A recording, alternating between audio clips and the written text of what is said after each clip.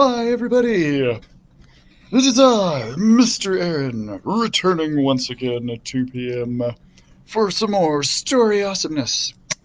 Now, I have picked out a really cute story for you guys today. It's really cool. There will be action and adventure and excitement. It is called Princess Pulverizer, Grilled Cheese and Dragons. I think it's going to be pretty awesome. So, let's dive right in, shall we?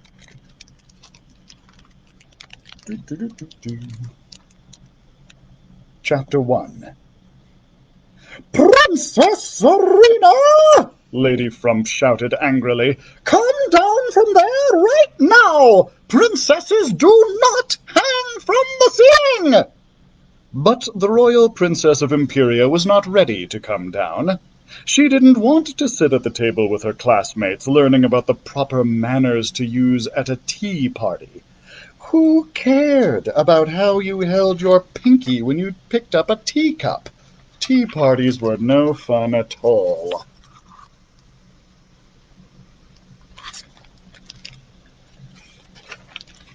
But swinging from the rafters, now that was fun. The princess began swaying back and forth over the heads of the other girls in her class. Back and forth, back and forth, back and forth. She swung her legs higher and higher in the air. Whee! The princess shouted to her classmates. You guys should really try this. It's amazing. I feel like I'm flying. The girls stared up at her in surprise. No one disobeyed Lady Frump. Ever. She was the toughest, scariest teacher at the Royal School of Ladylike Manners. But Lady Frump didn't frighten the princess at all. Nobody frightened her.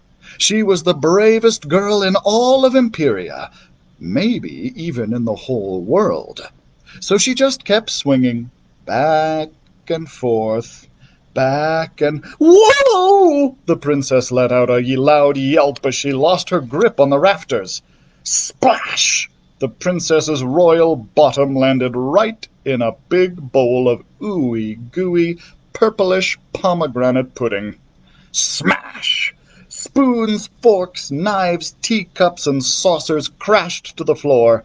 There was broken china everywhere. The princess looked up at Lady Frump. The teacher's face was beet red. Her eyes were tightened into tiny, angry slits, and she was clutching her handkerchief in a sweaty fist. Oops, the princess said sheepishly. Now look what you've done, Lady Frump scolded. Why didn't you come down carefully when I asked you to, Princess Serena? Well, for one thing, that's not my name, the princess replied. I've told you that 1,000,000 times. A few of the girls gasped. Serena is the name your father, King Alexander, gave you, Lady Frump reminded her. But it's not the right name for me, the princess explained. Serena comes from the word serene, and serene means calm and peaceful. I'm neither of those. Lady Frump couldn't argue with that. Nobody could argue with that. That's why I gave myself a new name, the princess continued. From now on, I want everyone to call me Princess Pulverizer. Princess Pulverizer is not a proper name for a royal girl, Lady Frump told her. Says who? Princess Pulverizer argued. Well, Lady Frump stammered.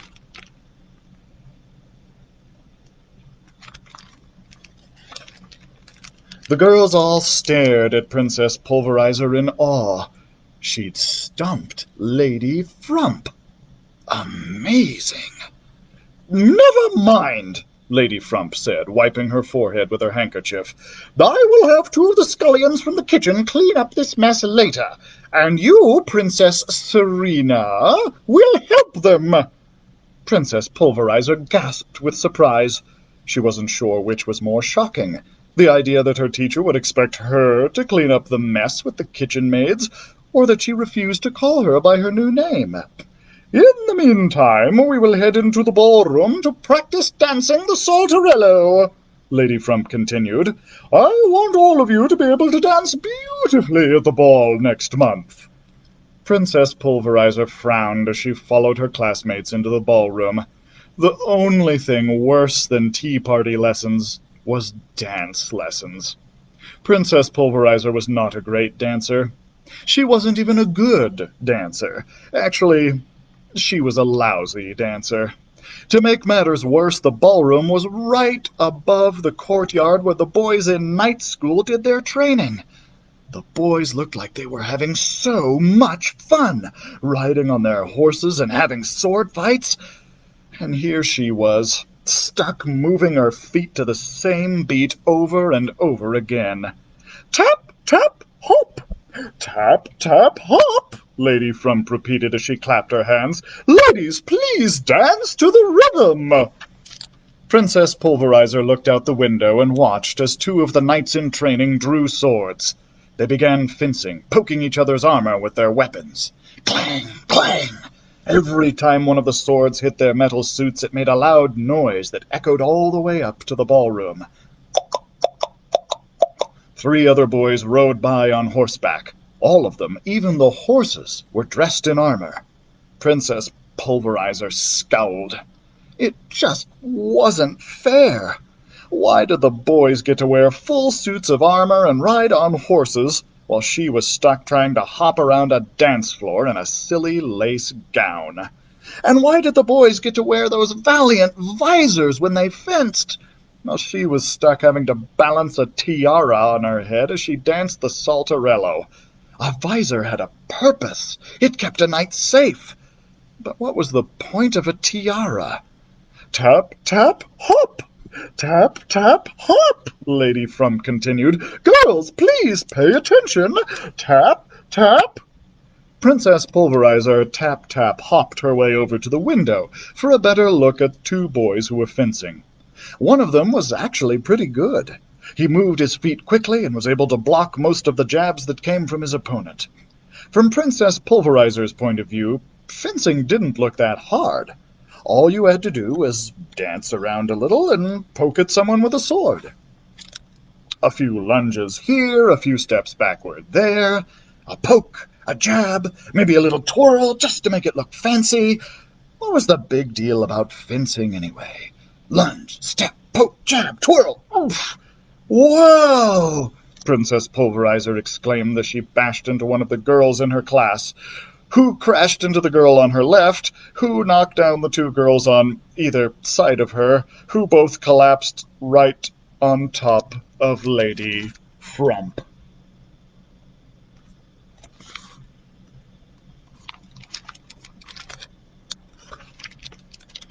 Princess Loretta! Lady Frump shouted angrily as she climbed out from under the pile of crowns, shoes, petticoats, arms, and legs. What am I going to do with you? Princess Pulverizer looked down at the purplish pudding stain on her dress. She stared at the wiggling mountain of classmates on the ground, and for once, the princess had no answer for Lady Frump. Chapter 2. I can't believe you've been sent home again, King Alexander of Imperia scolded his daughter later that afternoon. Why can't you behave in school? Because school is boring, Princess Pulverizer told him. Everything we study is useless. Why do I need to know how to curtsy, or learn which fork is the right one to use, or practice staying on the beat when dancing the Saltarello? Because those are the things every princess needs to learn, King Alexander explained. How else will you know how to behave correctly at a banquet, or dance at a ball with grace and elegance? But I don't want to be a princess, Princess Pulverizer insisted, and I don't want to go to banquets or balls. I want to rescue damsels in distress and slay dragons.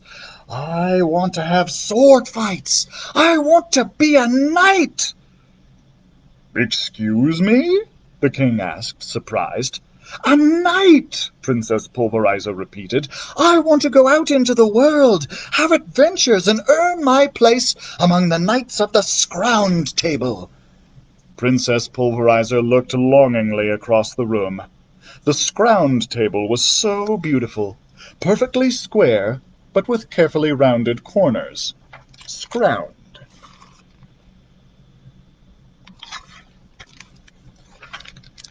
The Scround Table was where the knights gathered to talk about their exciting quests.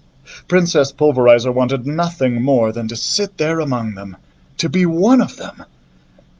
"I don't need to go to the Royal School of Ladylike Manners to be a knight," Princess Pulverizer continued. "I need to go to night school." "Actually, a knight needs to know a lot of the same things that you are learning in school," the king told her. "Like what?" Princess Pulverizer asked. "Well, you are learning to dance gracefully," the king replied. "Every sword fight is like a dance. A knight who is light on his feet will always win, but a clumsy knight will land on his behind every time." Princess Pulverizer frowned. It was hard to argue with logic like that, although...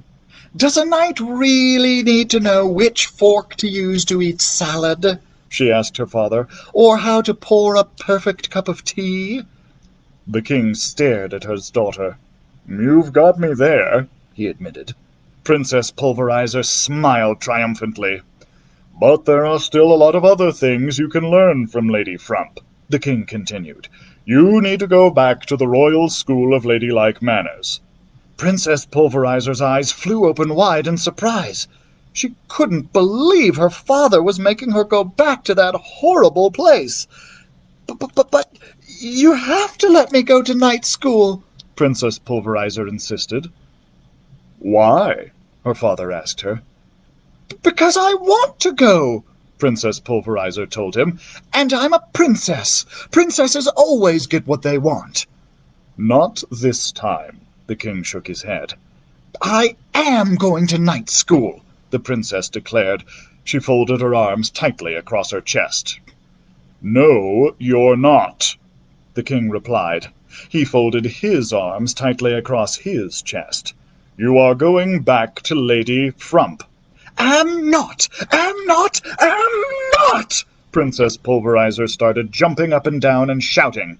"I shouldn't have to listen to Lady Frump. She should have to listen to me. I'm the princess." "But she is your teacher," the king said. "In school, she's in charge." Princess Pulverizer shook her head. "This isn't fair," she shouted. "You won't let me go to night school because I'm a girl. That's not right." "This has nothing to do with your being a girl," King Alexander told her. Princess Pulverizer stopped shouting. She stopped jumping up and down. "It doesn't?" she asked.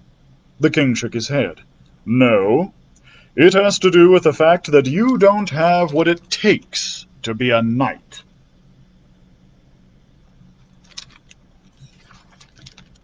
"Yes, I do," Princess Pulverizer insisted.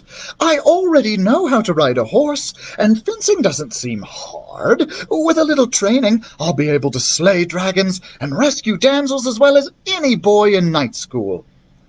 "Ah, but there's a lot more to being a knight than riding off on exciting adventures," King Alexander told her. "It takes great honor, kindness, and sacrifice." Princess Pulverizer didn't even know how to respond to that one. Even she knew that honor, kindness, and sacrifice weren't exactly her strong points. Things were not going Princess Pulverizer's way. Not at all. That didn't happen often, but when it did, the princess knew exactly how to change her father's mind. All she had to do was give him her special face. It always made him smile and laugh and do exactly what she wanted him to do. So Princess Pulverizer cocked her head to the side, she shot her father a broad, lopsided smile, and then she crossed her eyes. A grin shot across King Alexander's face. It was working. The princess smiled a little wider. She crossed her eyes a little harder. The king looked at his daughter's goofy smile and stared into her crossed eyes.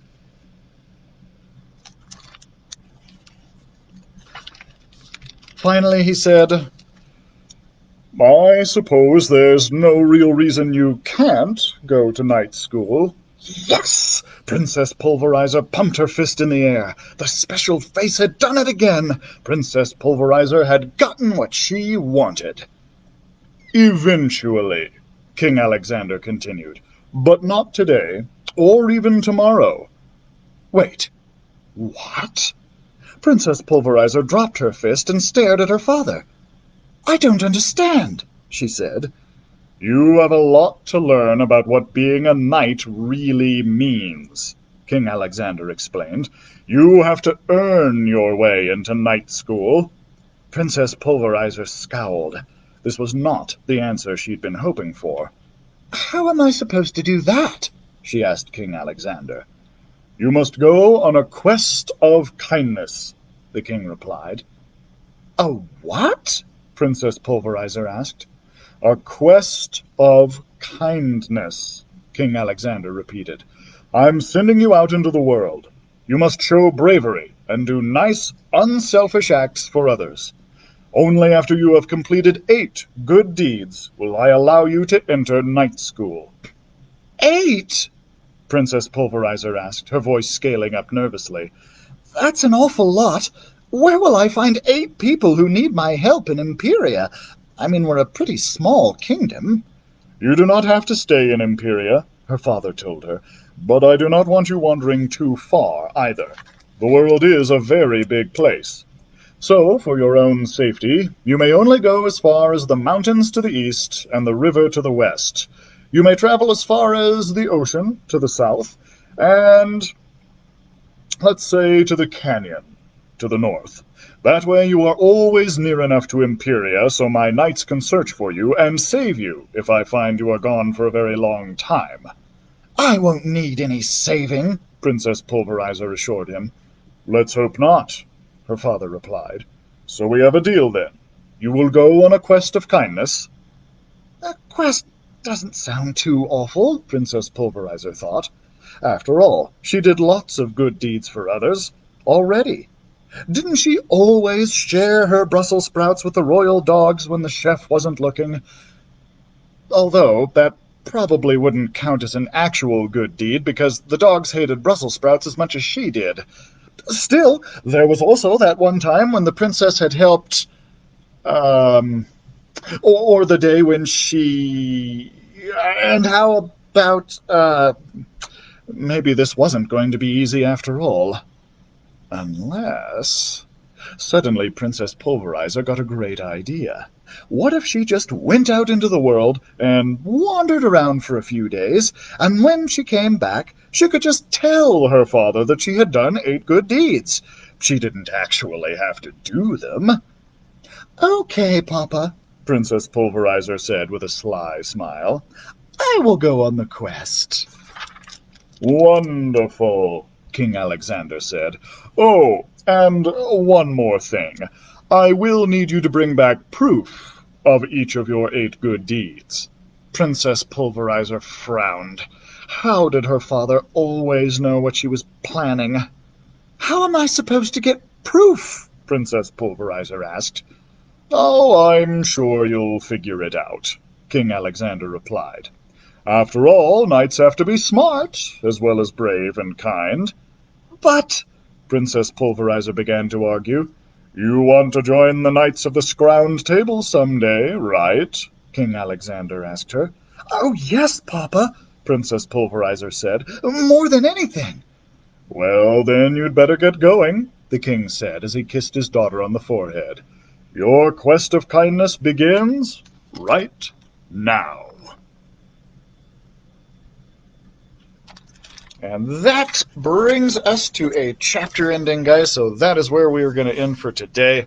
Thanks so much for listening. I hope you enjoyed. If you did, be sure to tune in tomorrow at 2 p.m. as we continue the story of Princess Pulverizer as she seeks to earn her way into night school so as to not have to go back to the Royal School of Ladylike Manners.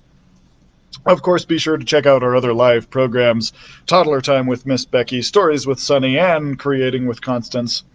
And I hope we'll see you here in the library pretty soon. You can still get curbside service if you prefer. And, of course, don't forget about our digital content at sweetwaterlibraries.com, or the awesome grab bags that we have for the kids at each of the 3 libraries. There's a new one at each library every week, so be sure to check those out as well. Again, thank you so much for listening, guys, and we'll see you tomorrow.